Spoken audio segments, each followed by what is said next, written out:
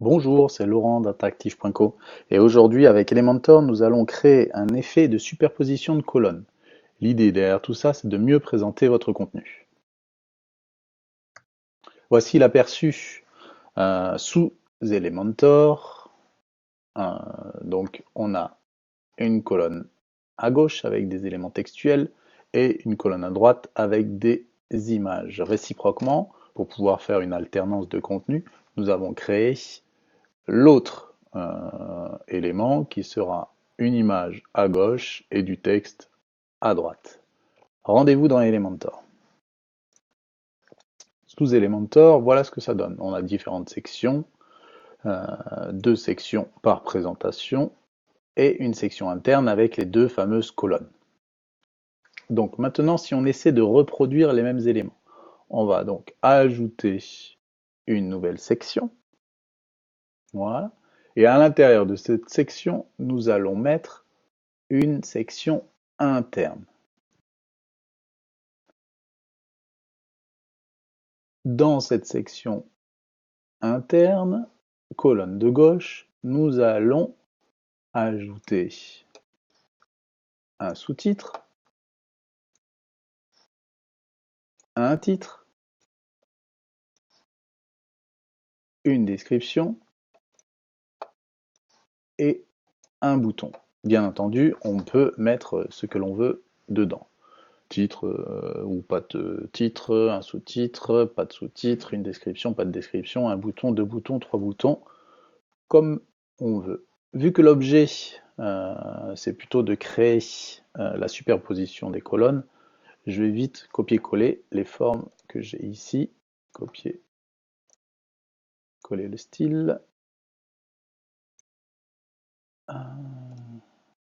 Copier, coller le style. Là, ici, copier, coller le style. Et le bouton, pareil, copier, coller le style. Voilà, ici, on va juste changer. Donc, en fait, les sous-titres, moi, la plupart du temps, je mets une div et ici, un H2, c'est très bien. Sachant que bon, le H1 sera normalement le titre de votre page et pas qu'après à l'intérieur. Si vous n'avez pas de H1 dans votre page et que c'est votre première section, vous pouvez très bien mettre un H1 si ce titre-là est le titre principal. Ensuite, de quoi on a besoin? On a besoin d'une image. Donc, on va mettre une image dans la colonne de droite. On va aller chercher, par exemple, nos fleurs et nos cookies. Voilà. Ou faire, tiens, la présentation. Qu'est-ce qu'on peut faire? Voilà, si jamais on a un restaurant, on met cette petite image de restaurant. Voilà. Ensuite, on s'aperçoit qu'il y a un déséquilibre entre les deux. Donc du coup, nous allons dire que notre colonne a un alignement vertical du milieu. Voilà. Et donc on se retrouve avec deux colonnes, mais qui sont simplement côte à côte. Donc du coup, il n'y a pas d'intérêt particulier. Puisque nous voulons une superposition de colonnes. D'accord? Donc c'est là qu'on va pouvoir montrer un peu comment on fait ça. Déjà, je vais commencer par supprimer cette image-là, juste pour vous montrer un peu comment on va faire. Et on revient sur la section interne, et dans le style de cette section interne, nous allons mettre une image de fond, qui sera notre image, notre fameuse image de restaurant. D'accord? Bam, on revient ici, et donc en image de fond, comme on peut le voir, j'ai ma vue de restaurant. J'ai ma colonne de contenu à gauche, donc je dis à mon image de plutôt se centrer vers la droite. Je n'ai pas besoin qu'elle soit répétée et je veux couvrir toute ma section. Donc voilà. Ensuite, nous allons devoir faire montrer un peu, enfin faire ressortir la colonne de gauche de contenu. Pour cela, nous allons donc mettre une couleur, par exemple ici du blanc, en fond. Vous allez me dire qu'on se retrouve toujours pareil, avec une colonne à gauche et une image à droite. Tout à fait. Donc, nous allons donc déjà, pour créer le, l'effet de superposition dans la verticalité, nous allons retourner dans notre section interne, voilà, et créer une marge interne verticale, par exemple 100 pixels en haut et 100 pixels en bas. Là, on se retrouve donc avec une colonne qui est un peu noyée par-dessus l'image. Donc, on va donc retourner dans les styles et appliquer un dégradé. Donc, pour aller dans le dégradé, superposition d'arrière-plan, un dégradé. Donc, vous savez, dans l'arrière-plan, on a mis notre photo. Par-dessus, on superpose un arrière-plan avec un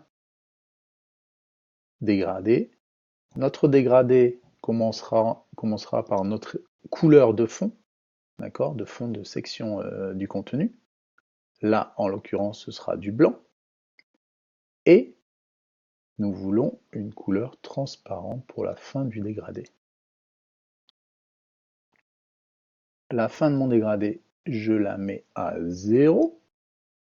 Et vu que nous voulons un dégradé vertical et non pas horizontal, nous allons le mettre à 90. Concernant l'opacité, nous allons monter l'opacité à 1. Et donc nous allons jouer sur la découverte de notre blanc. Et voilà que ça se fait. Donc si vous voulez que votre image, qui a un overlay par exemple de 40%, et bien voilà. Donc là, vous voyez par exemple que l'image représente 60% du fond. Du coup, on se retrouve donc avec une colonne, blanc sur blanc, ça se voit pas super bien, d'accord? Donc on va peut-être changer ici pour faire quelque chose de différent d'en dessous, pour mettre un léger, faire un peu l'inverse, quoi, mettre un léger gris. Voilà. On a toujours tendance à un peu étriquer le contenu, donc dans ma colonne, je vais aller mettre un peu de marge interne, un bon 50, ça passe très bien. Et du coup, on se retrouve avec notre effet de superposition. J'ai bien ma colonne de gauche de texte qui superpose mon image. On va aérer un petit peu la section de contenu en elle-même, donc on repart à la section mère, d'accord? Et on va mettre, pareil, un peu de marge interne. Donc un petit 30 par exemple, en haut et en bas. Allez, on va pousser un peu, 50, 50. Et voilà. Si on regarde un peu notre aperçu, on a notre magnifique section de texte qui passe par-dessus notre image. On peut rajouter du style, ce qui peut être intéressant, c'est de mettre, comme je l'ai fait ici, de mettre une petite ombre. Donc on va mettre cette petite ombre juste pour faire l'exercice. Dans bordure de ma colonne, je rajoute une ombre de boîte. Je la décale toujours un peu, me demandez pas pourquoi, je trouve que ça fait mieux. Et surtout, pour éviter d'avoir quelque chose de trop prononcé, dans la couleur, je récupère la couleur initiale et je mets juste 15% d'opacité. Voilà, ça fait juste en fait un petit halo. Voilà. Si vous voulez, moi j'ai créé des box un peu arrondis. Si vous voulez créer des arrondis, c'est ici que ça se passe. Rayon de courbure, vous mettez 10 par exemple. Et voilà, on y a une image de 10. 10, je trouve ça que enfin, personnellement, je trouve ça un peu trop fort. Donc 5, c'est pas mal. 3, c'est pas mal. Juste pour donner un peu de courbe. Voilà. Là, si on a 3, on le voit là, ici, mieux, sur la couleur. Si on reste sur 5 comme plus bas, et ben on reste un peu sur 5. Donc voilà. Donc on a notre version bureau, d'accord, desktop. Qu'est-ce qui se passe côté tablette? Côté tablette, bah écoutez, on est plutôt bien, d'accord. Peut-être ce qu'on pourrait faire quand même, c'est pour éviter que ce soit un peu étriqué là, c'est changer la largeur de la colonne. Donc je sélectionne ma colonne, pardon, et je dis que ma colonne va faire, plutôt que de 50 à la base, on va les faire 60. Et je récupère mon autre colonne qui est passée à la ligne du fait que 60 pour 50, ça fait 110, donc ça passe à la ligne. Et là, je lui dis 40. Voilà. Je regarde un peu. Voilà, c'est relativement propre. Ça colle avec le reste. Et donc, du coup, je vais gérer maintenant l'aspect téléphone, mobile. Et c'est là qu'on se retrouve avec quelque chose de particulier. Donc, on a toujours notre image de fond. Et bien sûr, cette image de fond se retrouve un peu coincée et on la voit plus du tout. Donc, c'est pour ça que nous revenons à l'initial, donc en version ordinateur, pour glisser dans la colonne de droite notre fameuse image qui va être utilisée pour le mobile. Voilà, elle va être utilisée par le mobile, donc autant la prendre la moins large possible. Donc on va prendre un médium large. Voilà. Et en fait, cette image, côté responsive, on ne la veut pas sur l'ordinateur et on ne la veut pas sur la tablette.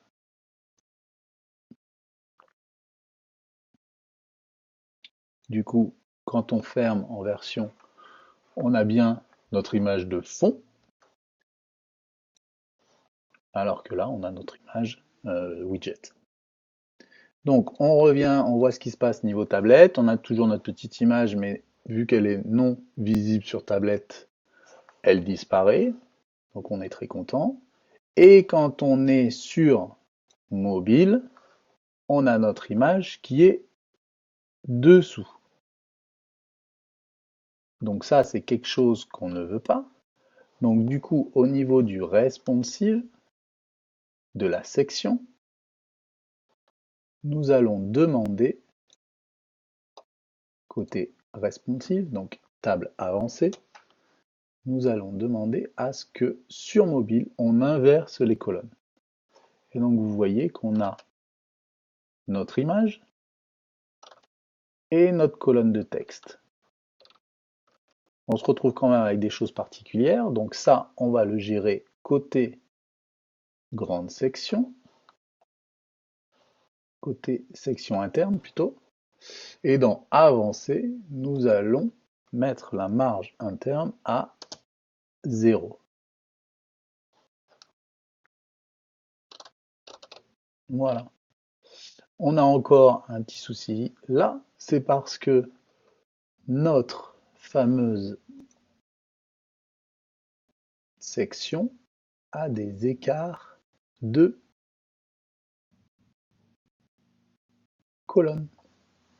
Donc on supprime les écarts de colonnes. Et voilà. Donc on se retrouve ici avec une section qui répond tout à fait à nos attentes, à savoir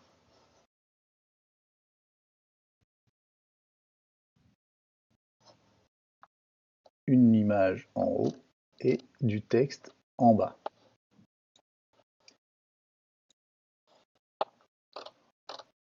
On descend un peu. Qu'est-ce qu'il faut? On va supprimer la bordure, les rayons de bordure. Ici, on va mettre 0. Pourquoi? Parce que regardez, si on ne le fait pas, on se retrouve en fait avec des petits éléments ici qui sont en fait l'image de fond. Et là, on a une espèce d'arrondi qu'on ne souhaite pas. Puisqu'en fait, les deux doivent être proprement liés. Donc, on met 0. Et voilà. Après, parfois, sur mobile, le contenu de texte avec le padding, donc la marge interne qu'on a définie, donc en l'occurrence, quand on était sur ordinateur, on avait défini 50, voilà, en marge interne, pour bien faire respirer notre contenu. Là, on se retrouve sur mobile à faire un peu trop respirer, et du coup à avoir quelque chose de très très fin. Donc, moi, ce que j'ai l'habitude de faire, c'est de mettre peut-être 20, voilà, comme ça. Je sais pas moi, peut-être 30, un peu plus. Voilà. Vous pouvez, donc vous savez que vous pouvez gérer le responsive. À la base, donc le texte est là. Vu que j'ai fait des copier-coller, on peut recentrer les éléments. Voilà. Et pareillement avec le bouton. Hop, il était à gauche, enfin aligné à gauche, et là, en fait, sur responsive, sur mobile, on l'aligne à droite.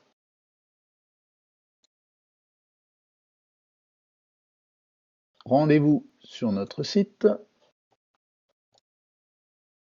On inspecte les éléments juste pour vérifier que tout se passe bien. Et voilà, sur mobile. Très bien. Sur tablette. Très bien aussi.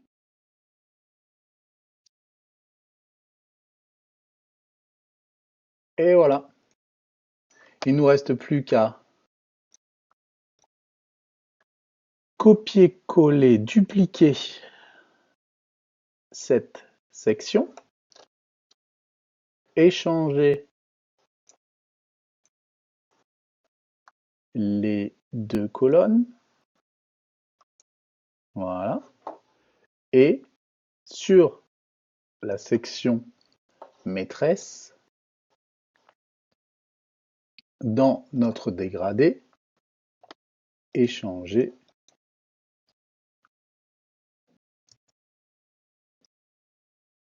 les deux couleurs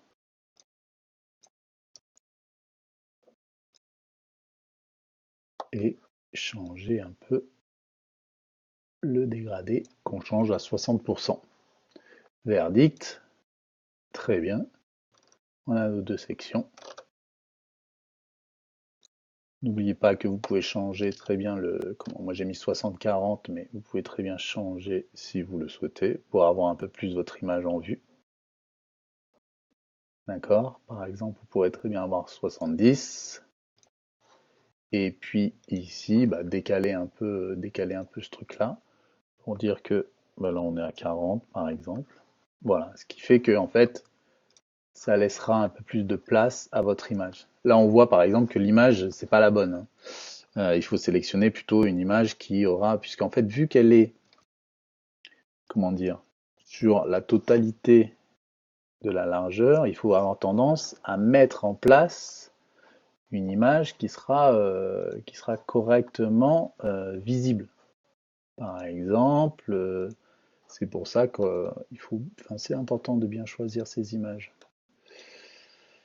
Peut-être privilégier, tac, tac, tac, privilégier, je sais pas, ce genre d'image, celle-ci, où en fait, on va dire la force de l'image se situe plus vers la gauche.